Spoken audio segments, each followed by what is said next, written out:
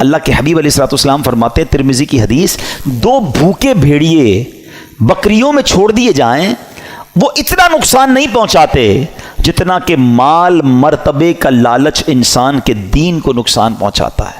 بھیڑیے جا کر بکریوں کو تو چیڑ پھاڑ کر دیں گے نا، فرمایا اس سے زیادہ دین کو نقصان انسان کو جب لالچ مال کی یا مرتبے کی ہوتی ہے نا، وہ اس کے دین کا بیڑا غرق کر دیتی ہے۔ یہ سوچنے کی بات ہے۔ اچھا اب یزید کا کیا ہوا؟ اچھا یزید نے اتنا بڑا ظلم کیا، اتنا بڑا اسٹیج سجایا، کسی طرح اقتدار مل جائے۔ اقتدار ملا کتنا؟ یزید جو ہے اقتدار میں 3 برس 6 ماہ رہ سکا، بس 3.5 سال اسے اقتدار ملا، اور پھر 39 سال کی عمر میں مر گیا، 39 ایئرس کی ایج میں۔ کیا عمر ہوتی ہے یہ؟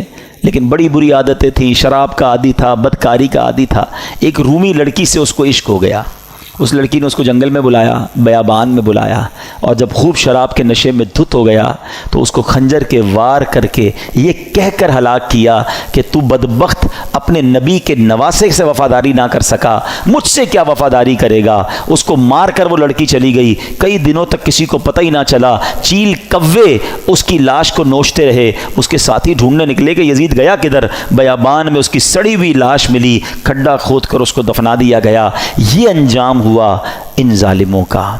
ایک یزید کے بعد سب سے بڑا جو یوں سمجھیے کہ کوفہ کا جو گورنر تھا نا، وہ بڑا مجرم تھا، اس کا نام تھا ابن زیاد۔